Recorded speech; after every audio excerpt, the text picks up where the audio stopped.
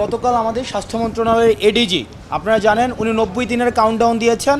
অর্থাৎ 90 দিনে বাংলাদেশের স্বাস্থ্য ব্যবস্থাটি উনি এমন একটি পর্যায়ে নিয়ে যাবেন যে স্বাস্থ্য ব্যবস্থার মধ্যে আমাদের যে এত বছর ধরে চলে আসছে যে প্রধানমন্ত্রী, রাষ্ট্রপতি বা সরকারের যে কর্তা ব্যক্তিরা রয়েছেন তারা বাংলাদেশের স্বাস্থ্য ব্যবস্থার প্রতি তাদের কোনো আস্থা ছিল না।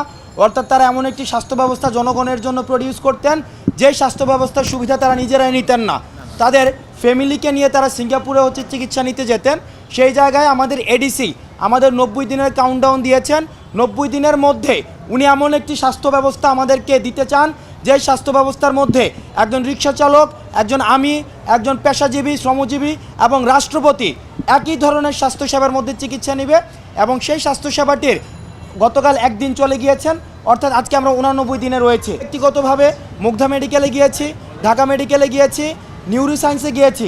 সেখানে আমরা দেখেছি অসংখ্য এইচএসসি পরীক্ষার্থী আহত অবস্থায় রয়েছে এবং তারা খুব দ্রুততম সময়ের মধ্যে পরীক্ষাটি যে সামনে দেওয়ার যে ডেটটি প্রকাশিত হয়েছে সেই ডেটে পরীক্ষা দেওয়ার জন্য তারা প্রস্তুত নয়। এখন একটি পরীক্ষার জন্য, পাবলিক পরীক্ষার জন্য মানসিক প্রস্তুতির প্রয়োজন রয়েছে, শারীরিক প্রস্তুতির প্রয়োজন রয়েছে এবং এই দেশের সংকটকালীন সময়ে তাদের যে এক ধরনের মানসিক ট্রমার মধ্যে যেতে হয়েছে। আমরা শিক্ষা মন্ত্রণালয়ের প্রতি আহ্বান জানাবো, আপনারা এই বিষয়টি পুনর্বিবেচনায় নিয়ে তাদের সাথে কথা বলে পরীক্ষা বিষয়ে আপনারা পুনর্বিবেচনা করবেন।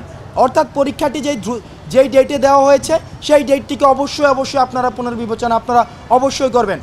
তৃতীয় যে বিষয়টি, গতকালের কাউন্টডাউনের পরে আমরা দেখেছি বিভিন্ন প্রাইভেট মেডিকেল এবং বিভিন্ন সরকারি মেডিকেলের যে সিন্ডিকেটগুলো রয়েছে, বিশেষ করে অ্যাম্বুলেন্স সিন্ডিকেট, স্ট্রেচার সিন্ডিকেট এবং অন্যান্য যে সিন্ডিকেটগুলো রয়েছে তাদের মধ্যে বেশ অস্বস্তি কাজ করছে। আমরা দেখছি তারা সংঘবদ্ধ হওয়ার চেষ্টা করছে।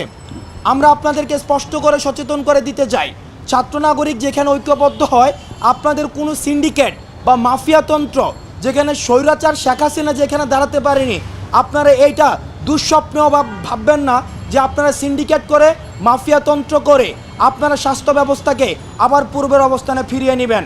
এই কারণে যারা অ্যাম্বুলেন্স সিন্ডিকেট রয়েছেন, স্ট্রেচার সিন্ডিকেট রয়েছেন এবং যারা সরকারি হসপিটালে বিভিন্ন পরীক্ষা দেওয়া হয় সেই পরীক্ষাগুলোকে ভাগিয়ে নিয়ে প্রাইভেট মেডিকেল কলেজে পরীক্ষাগুলো করা হয়, এই যে সিন্ডিকেটগুলো যারা নিয়ন্ত্রণ করেন আপনারা সাবধান হয়ে যান এবং আপনারা প্রয়োজনে পেশা পরিবর্তন করুন। কিন্তু এই সিন্ডিকেটের উপরে নির্ভর করে আপনারা আর পেশা চালাতে পারবেন না।